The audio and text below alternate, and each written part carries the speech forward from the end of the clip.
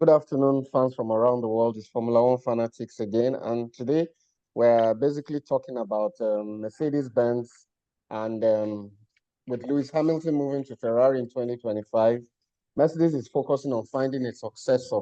They see Andrea Kimi Antonelli as a promising young talent, but yet the team principal of Mercedes-Benz is still cutting Max Verstappen. With me to discuss that and many more is Mustafa Jinodi. Mustafa, you're welcome to the show.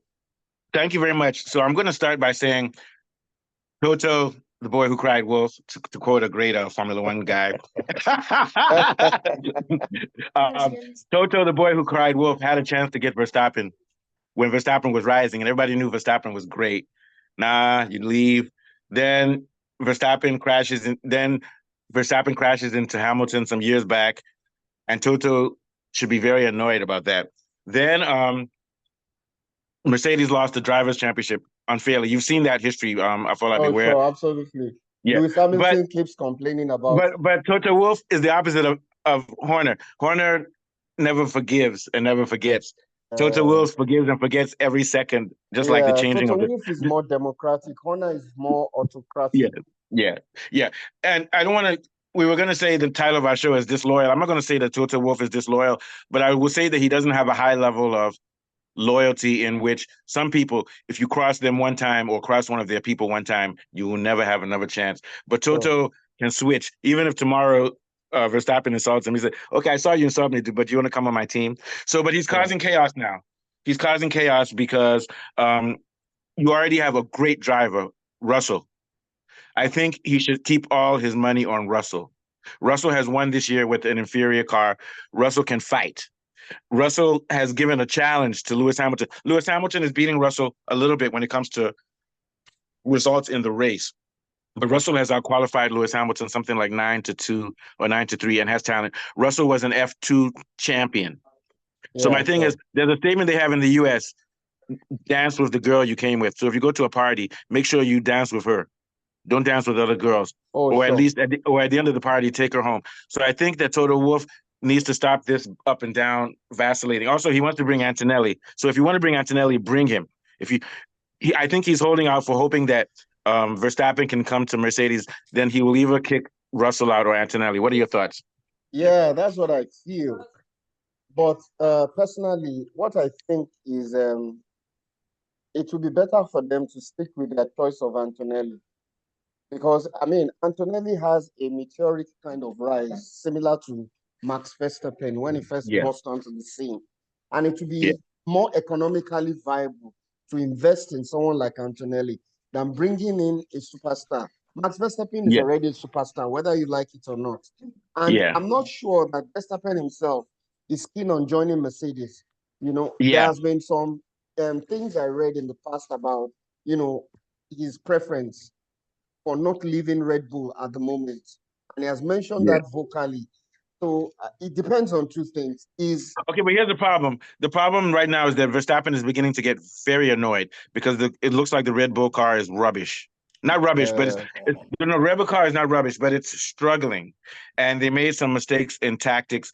And it could be the case that since Newey has left. And also it looks as if the problems of the team are built around Horner, who, first of all, he's keeping an inferior. Checo should not be driving for Red Bull. Oh, yeah, they complained about a very short operating window the last time in Hungary. And here's our next question. Why did Newey leave in the middle of a season? If it wasn't because of the scandal, you would have thought that Newey would have waited to the end of the season to leave. Of course. But the fact that he left shows that there's instability internally. Yes, the timing was very suspicious. It makes sense for him to wait until the end of the season before announcing he was going to leave. And I feel his relationship with Christian Horner is getting worse by the day. And so this is where we talk about the difference between Horner and Toto. Wolff. Yeah. Yeah. The guy who didn't cry wolf because he always tells the truth. And let me stop. Yeah. Anyway, so the idea is that Toto Wolff. Anyway. Oh yeah, so Kunle. So what we're saying. So very quickly, I'll end this thought. Hello. Hold on, Kunle. Hold on. Sorry, I'm late. I've actually been Kunle, hold on. My connection is quite slow. I'm trying to use my Airtel. Okay, so I'm hold on. happy to be here today. Let me finish this thought though. Okay, sorry, Kunle. So what I was going to say was that. So now here's the flip side. Horner is probably more loyal to his soldiers than Wolff is, but Wolff is more democratic and nicer and it's better for team. I wouldn't say better for team chemistry, but overall, you're not going to see. You don't hear arguments inside of Mercedes. Whereas it's clear that this guy, and we were saying this, it's clear that something is wrong with the atmosphere at Red Bull. If Adrian Newey wanted to retire or go to a new team, he would have waited to the end of the year. But he left very soon after the Horner scandal. So it seems like there's dissension in Red Bull. And so what we were saying is that normally Verstappen wouldn't want to leave Red Bull. But with the way that Horner has disrespected his father last week by telling him he can't drive in the parade, and with the scandal and Helmut Marko also, and somebody leaked the papers, maybe the writing is on the wall that whether Verstappen likes it or not, he has to leave. And he could end up going to Mercedes, which can cause trouble because Mercedes already has Russell and they need Antonelli. So what are your thoughts? Yeah. Of course, coupled with the fact also that just Verstappen, Max's father, his relationship with Christian Horner is getting very fragile. Getting very fragile. But this episode, as we're seeing now, we want to focus on but first of all, let's see what you have to say, Kunle, before we say we're going to focus a lot on the Mercedes issue. But that was just the backdrop to it. What are your thoughts, Kunle? Yeah. Well, the Mercedes issue is closely linked to the Red Bull issue in its own way. Clearly, the birthplace of this issue at Red Bull is that sexual harassment matter. Yes. And it would appear that what is being put out in the news by the accused and the truth are very different. And there are a lot of people that know the truth about it. Yeah. And it has caused everybody to react in the way that they have. Yeah. However, we have not been told explicitly or specifically whatever it is, the specificity of it, or whatever it was that happened. We don't know. All we know is that there's Prince Suleimani has money, because nobody can talk. Yeah. But there have been some insinuations that people who know the woman say that it was very inappropriate. But I'm sure that if Formula One has paid everybody, that if anybody talks, they're going to get fined. Or, these Saudi guys, their head will be chopped off. Go ahead. Sorry, Kunle. Yes. So that's what's happened in and amongst that. So that's what Red Bull's problem is. And the main potential beneficiaries of Red Bull's problem are Ferrari, who are getting Hamilton and a couple of his engineers, and Mercedes, who seem to have the choice of driver. Yeah. And the natural choice, common sense choice of Mercedes, if they can, they will take Verstappen, forget about Antonelli or any other nonsense. Mercedes want to win. They're getting closer. They've lost their first driver. They will take Verstappen and put Russell second. Russell is a good second driver. Yeah. And I think they should keep Russell. And that's what I'm talking about, loyalty. Choose Russell over Antonelli. And also, Russell may very well give a good challenge to Verstappen. We don't know yet. Because even though Hamilton is beating him in the long races, Russell is out qualifying him 9-3. So what I'm trying to say is that Russell is a proven entity. F2, he did well. Antonelli, I would stick with Antonelli and Verstappen if you can get him. But we need to be aware of Verstappen because he could jump. He can jump from team to team. But I think what you're saying is right. What are your thoughts, Kunle? Yeah. Russell would have to keep his mouth closed also if he gets Verstappen. Once Hamilton is leading, the only person that can put Russell into second place is Verstappen. And even with that, Russell will still make noise. But at least I still think Mercedes should not do about Mercedes has been and Verstappen is now. So yes, Russell has to earn the victories as a second driver. And I think they should not do team orders. They should not do team orders. Mercedes should never do team orders. Continue. So that has to happen in Mercedes. And it will be interesting. I believe the Mercedes have a very good drive. I think it was a mistake for Hamilton to leave. I think Hamilton would have been there or thereabouts with Red Bull, and maybe McLaren is now the number one car. Yeah. I don't know about whether they have the best drivers, but they certainly have the best car. They have the best car. They have the best car, but I think that as good as Norris has been and Piastri has been, they're not the best drivers. I believe they have better drivers to be dominating. Yeah, Kunle, remember Hamilton should have gone to McLaren. Yeah, but remember what Hamilton. You're right. But remember what Hamilton told Norris. Oh, your car's pretty fast. And Norris got angry. Norris got angry because he's telling him, "What's happened now? You have fast car." He's driving talent. Yes. If Piastri is there or thereabouts, look where Perez is. Yeah. Look where Perez is. That tells you Verstappen is a great driver. But Verstappen right now is the best driver in the world. I think so. McLaren, right now. McLaren, you put those two McLaren drivers in any other car, they're not going to be there or thereabouts. Come on. No, they won't. You're right about that. So McLaren has outstandingly the best car, the best team, the best engine, but they don't have the best drivers. Driver, yeah. They have So very but I good think, drivers. They're still in the top 6, but yeah. they're not the best. Yeah, so I think you would agree with me. You're right, Kunle. Thank you for that. I think the best thing for Mercedes to do is to sign Russell for a long contract, then decide whether they want Antonelli or Verstappen based on availability. And I can promise you what, in 2026, where it goes back to the high powertrain engines, Mercedes is going to be on the top because that's what they're good with. That's when Hamilton won 6 in a row. What do you think, Kunle? Then we'll go to Afolabi. Yeah. Mercedes are very reliable. They're very methodical. They're very similar to McLaren in that sense. McLaren is the English sense of perfection. Mercedes is the German sense The of only problem perfection. is that Mercedes dropped the ball on aerodynamics and everything, and that's why Red Bull overtook them. So it seems like they made a focus too much on the engine rather than the integration and the chassis. What do you think? Yeah. Yes, they're very much into their engine performance in Mercedes and its reliability. And before they had this problem with the aerodynamics, their problem was straight line speed. At that time, they had durability and they had reliability from their engine. Then they got a bit faster, and the speed has somewhat. And then when they got faster, they didn't develop their aerodynamics. What we're seeing now is that they've now sorted out their front wing. Yes, and they're ready.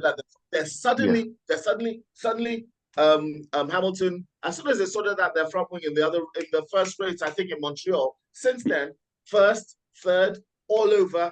And getting on the podium every week now. Yes, and they've overtaken Ferrari. If they had sorted this out at the beginning of the season, I assure you Verstappen would not have that lead. Oh no, he wouldn't have the lead. Yeah. And also I think Verstappen should be happy that I think Verstappen is still going to win, but you're going to see that he's not going to build a bigger lead against Hamilton. If anything, Hamilton will close the lead, but not sufficiently. But let's also keep an eye out for Russell because Russell got unlucky in qualifying. So, but I think both Hamilton and Russell. I think Hamilton is a better driver, but I think Russell is not too far behind him. And I want to give honor to Russell. I don't want to sit downplay him because you're driving against arguably one of the GOATs, the top 3 of all time or top 5 of all time. So yeah, thank you, Clay. We're going to come back to you, but let's go to Afolabi. What are your thoughts on everything we've been saying so far, Afolabi? Well, basically, like Kule rightly mentioned, the obvious and the rational choice is Max Verstappen.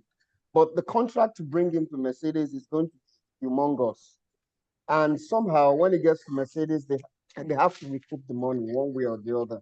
So whether you like it or not, it still depends on so many things. But if you look at Antonelli, Mercedes spotted him as early as 12, and they've had a program of development in him. They've been investing in him, and he's been preparing extensively with different models of cars of Mercedes since 2021. So they've been deliberate to try and feed him to the system. The only problem I feel is that to get a super license eligibility, he has. He's young. I don't think he's developed enough to drive Formula One yet. I was going to say the money doesn't matter with Mercedes because when you're doing Formula One, you're marketing your engine. So any amount that even me buying a Mercedes costs a lot of money for one Mercedes. They sell thousands every day. So don't worry about the money. Kule, can you buy me one? Of course, Kule, can you buy me a Mercedes, please? I agree, Kule, buy me a Mercedes. I agree, Kule. Buy me a Mercedes for your birthday, Kule. Every African wants a Mercedes. Go ahead. Songs about of course. Mercedes, go ahead, Afolabi. Mercedes is a premiumly priced product, without a doubt. But what I'm saying is that somehow, whatever they invest in Max, they have to recoup from the money that comes from races. But someone that you spotted over the years and you've developed, it would make a lot of sense for them to continue developing this guy who would one day, come in to the main F1, maybe not immediately. That's just what I'm saying. Because whether you like it or not, when it comes to engine, Mercedes-Benz, they are known and also, for that. I think they have. It's just the aerodynamic area that I think McLaren can a bit better. So they need to improve that aspect. That's just what I was saying. And also, Mercedes, for some reason, they wasted a lot of money, going in the wrong direction when the changes were coming, and that's why it took them so long to figure out the purposing and the problems with the chassis. What do you think, Kunle? Yeah. During the transitional phase, they became arrogant and they felt they could spend money on marketing and everything without spending it on looking at the details of the changes from the hybrid back to the normal when Verstappen started to come to the ascension. So, but I think they've now finally caught up from that. What do you think, Kunle? Yeah. It's clearly out. Well, I think it's out. I'm terribly sorry. I have an unhealthy number of children in the house. My apologies. Okay. Okay. No, so what we were saying quickly is that also with the money thing. Stop one from jumping into something. Okay, so very quickly we were saying that one problem with Mercedes though is that during the transition from hybrid when they were number one, they became arrogant and they didn't spend money on anticipating the changes in Formula One, which goes to ground effects. So that was a lot of money that they had to now spend to resolve this problem now, which they finally resolved. So they just need, even though they have a lot of money, they need to manage their resources better and look towards 2 or 3. Like now, they should even be looking towards 2026. But I think they're okay because that change is going to be towards them because it's going to be more based on engine and less ground effect. What do you think, Kunle? Yeah. Yes, they were in the wilderness for the last couple of years. We're not competing against Verstappen, but they were still finishing races. Yeah. I think that, yes, they've just managed to get their focus back. Their first problem was straight line speed. They dropped off on straight line speed for a long time. Then up until the beginning of this season and about the end of last season, they'd sorted out the straight line speed, but they hadn't sorted out the car, the front wing, and the aerodynamics, which they now did about 3 or 4 weeks ago. So yes, I agree they're in the wilderness, but I think that they're back. But I think that gap of almost 18 months, if that hadn't happened, I don't think Hamilton would be talking about going to Ferrari. No, he wouldn't be leaving yet. At the time, we just saw Ferrari as the and I think that's what gave Red Bull nobody saw McLaren coming. Especially at the beginning. Actually, the Lewis Hamilton story is almost like a Shakespearean tragedy. So he lost the championship to due to dubious things he should have won. Then he left just as the team is back on the ascension. Isn't that like Othello or something? Don't you think so, Falabi? I agree. Exactly. And he's going after Ferrari. Ferrari. Actually, Othello was a black guy who liked. He thought, Ferrari is going to take Red Bull, and then suddenly Ferrari fell behind McLaren. They're now falling behind Mercedes, and that all happened in the last month. Just 2 races before. Was literally 2 or 3 races before Hamilton said, "I've had enough. I'm going to Ferrari." As soon as he said that, Mercedes just got their act together. It was like, oh, big mistake. So you know what I think? It was just 2 or 3 weeks. I remember when we went to Ferrari, we were all very excited because we were all tired of seeing. And also Ferrari was doing well. Ferrari was doing well. Competing, and then suddenly, Ferrari were doing really well, and then suddenly they just went off the boil. And so you know what? Anymore. So do you know what? They've shown that they're out of it. So really, it's Mercedes versus McLaren now, as far as I'm concerned, with Red Bull third. No, Kool-Aid, no. Mercedes versus McLaren versus Verstappen, not versus Red Bull. It's just versus Verstappen. Mercedes 2, McLaren 1, Mercedes and Red Bull, I can't tell them apart, but I think on the last day, I think that I'll say that by next season, Mercedes will be ahead of Red Bull, but behind McLaren. Okay, so can I make some predictions? And Ferrari dragging the rear. So Kool-Aid, can I make some predictions though? I think things will start getting better for Red Bull. Here's why I think so. Red Bull's car is clearly made for high-speed tracks with very short corners and high-speed corners. And I think you will see them rise up again in the last third of the season when we start going to Asia again and to Brazil and places like that where it's just about flat speed. Because Red Bull still has the advantage over flat speed over any team and aerodynamics. Where is Perez finishing? Oh, yeah, and that's the problem. You judge the car not by the fastest driver, by the slowest driver. No, but I think here's what I think. We just found this out. Biodun told us. Remember what they said? Falabi, Perez is being given, and he's actually being given. He doesn't have the same car as Verstappen. They're giving him an inferior car. He actually doesn't have the same car with the specs and everything. What's the difference? It's the same engine. It's the same chassis. No, it's just a different setting because of their build and their style of driving. Yeah, but you're right. But here's the problem. He's got the same. I won't take that. Okay, so here's my argument. So here's my argument, Kool-Aid. Perez cannot drive on sinuous tracks that are low slow speed, which require tire management, slow speed corners and things. That's a theory of mine. I'm not saying it's correct. And I think he will also do better when it's just about driving flat out and it's not a technical track. Perez doesn't do well on technical. I'm not saying that my theory is right, but I'm just making a conjecture. You see what I'm saying? The only settings. Oh yeah, I've lost you. Yeah, all I'm saying is the only settings that are different are for the individual driver. but it's No, the no, they same gave. engine. Okay, It's the let me same give you an example. Let me give you an but the It's example. not settings are just that. different. It's So not just it's Kool-Aid, that. down to, Kool-Aid, I'm sorry, Kool-Aid, I Kool-Aid, won't let me take give you an that. I example. will not. Kool-Aid, let me give Perez you an does not get example. a free pass from me. Kool-Aid, let me give you an He does example. not. So, He should be Kool-Aid, slower for certain reasons, but not so much that he's okay, finishing I know after 10. Kool-Aid. I think it's a combination of him he's out of shape. He's too complacent. Also, there are significant differences.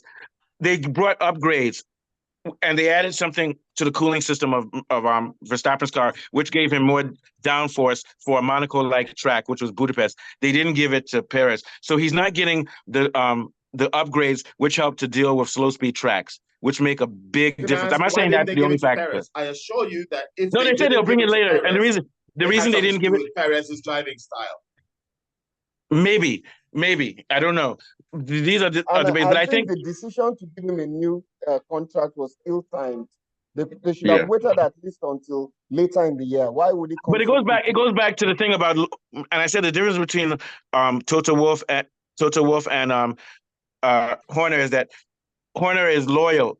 So what I mean is he's keeping somebody who's rubbish because the guy also was loyal to him during a sex scandal. I Whereas believe that if Perez not drove Toto, Verstappen's Horner. car in a fast lap and his own kind of fast lap, Perez will be faster in his own car than Verstappen's car. Maybe, yeah, but Perez will be faster in the car that was set up for him by Red Bull than Verstappen. yeah, So but he has here's no the thing, excuse. and also there's another problem in which I think it doesn't make sense, but I think they're undermining Perez because Verstappen doesn't like any challenge. So very quickly, here's what I have to say. So Verstappen was undercut twice by Mercedes in the last race. That wouldn't have happened if Perez was driving like he's supposed to, because you can check it. So Perez is costing Verstappen the Drivers' Championship, which is why I'm trying to say Verstappen is too emotional. It's not just about dominating your teammate. You have to think about strategy. I think Verstappen needs a teammate like Sainz or someone who will push him to not only push the car further, but to also challenge him to drive better. But he doesn't like that challenge. He wants to be like Schumacher, who the other boy is just your houseboy. But at least with Montoya and other guys, they were able to stop the undercut without so it's almost like Verstappen is driving by himself, where other teams have Russell and Lewis, and those guys can double team and undermine him. What do you think, Kunle? Then we'll go to Afolabi. Yeah. I still don't think Perez has the excuse. I know that earlier in the season, he Oh yeah, was yeah, getting no. I'm actually saying close that to Perez. podium or podium finishes. I And agree a with lot of problems he's been having in driving hasn't actually been down to the car. It's okay. been down to him having accidents or Kool-Aid, losing control on the track I'm agreeing with you. and crashing Kool-Aid, out. I agree with you. What I'm trying to say is that Horner is at fault for keeping Perez because it's costing Verstappen his driver's title, not just the constructors. Because you need to have a good teammate who can balance the overcut and the undercut, and Perez can't do it. I would say Perez is a good driver, but Verstappen is so good. Perez is showing you where Red Bull really is.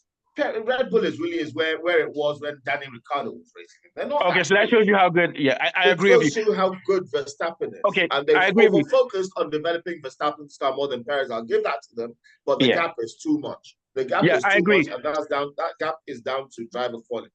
So I agree. So what I would say then is that I still think that Verstappen will win, and I still think Red Bull has an advantage on high-speed corners. No, high-speed tracks.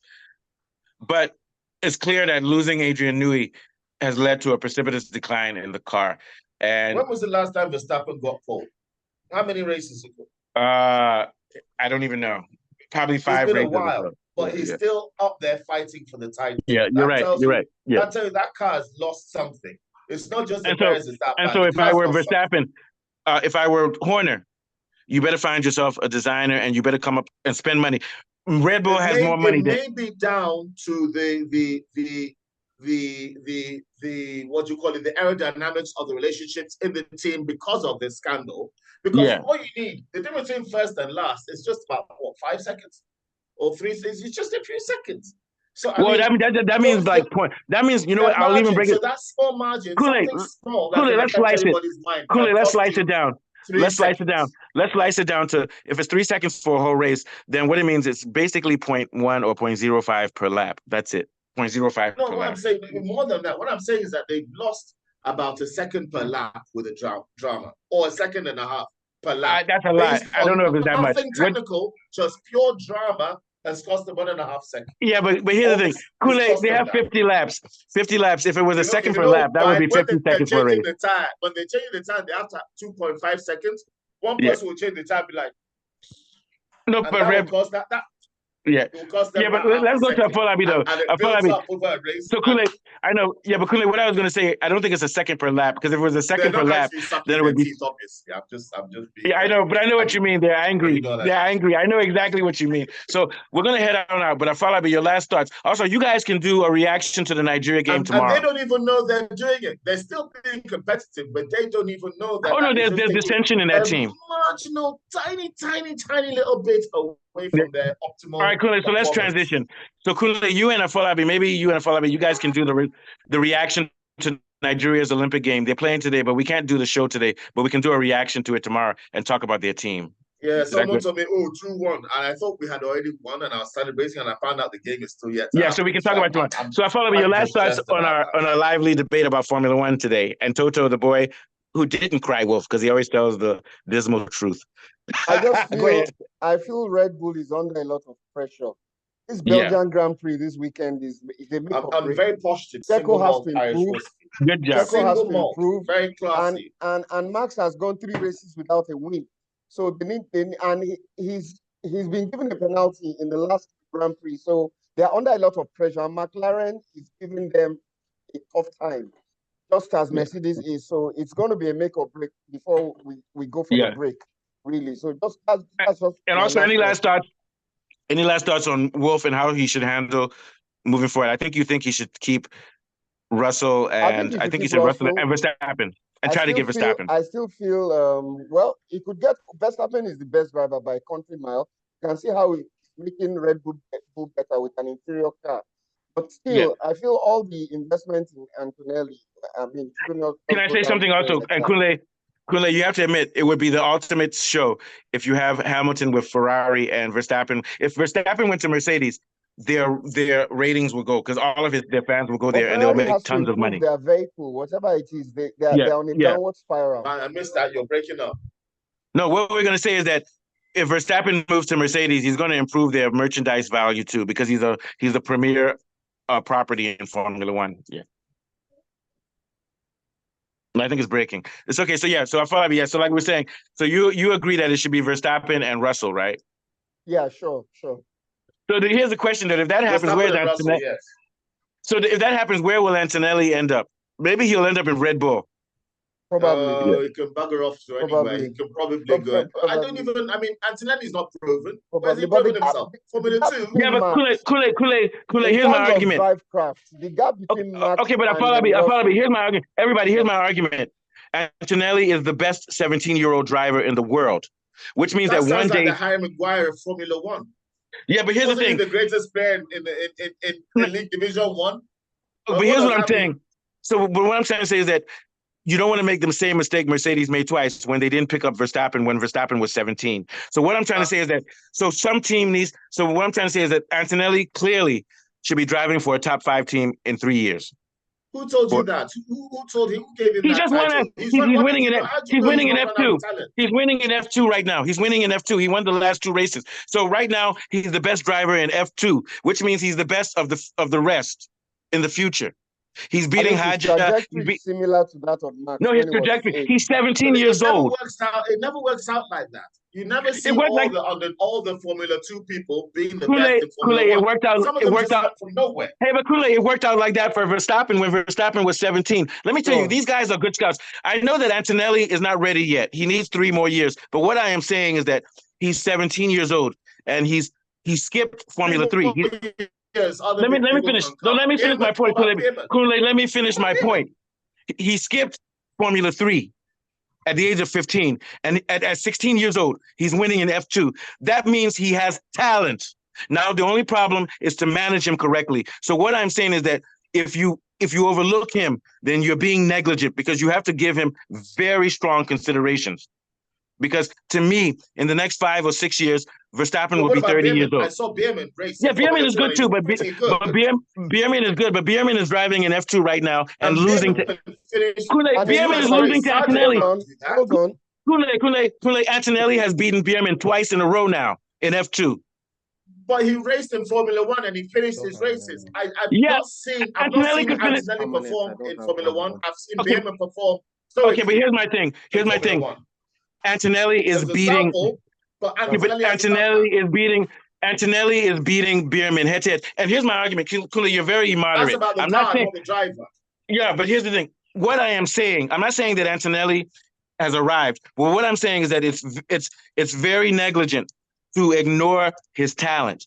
And this is what they did to. I accept that. So my point being is that right now, and my point being is that if you want to get Antonelli as a champion 5 or 6 years now, you have to take a risk and take him now. Whoever takes him, because he's not going to go and jump from team to team. But he's not going to go to half 1 year, another year. I heard today that Haas has signed Ocon for 2025. Ocon, they signed Ocon, yes, and that Bierman will join him in 2025. So it looks like Bierman is going to Haas as well. It has. And my argument is that Antonelli will end up in Mercedes. Toto Wolff wants it, but Toto Wolff told him, this is what Toto Wolff said. He said, you're young. But it's not going to be next year. It's going to be 2000. They're going to make this guy, Antonelli, do 1 more year of F2.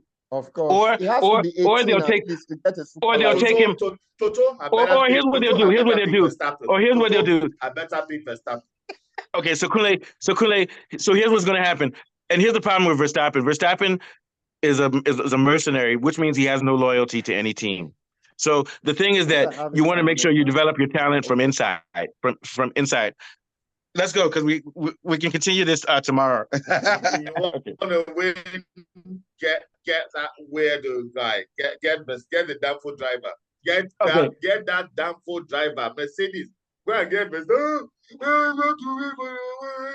Get that damn food driver. I thought I'd take us out. Yeah. Okay. Another very refreshing and wonderful session to discuss Formula One. Thanks very much, Kule. It's nice to see you again. Mustafa, thanks for your time. And from me, it's over now. See you next time. All right. Send the thumbnail, sir. Thank you. Okay.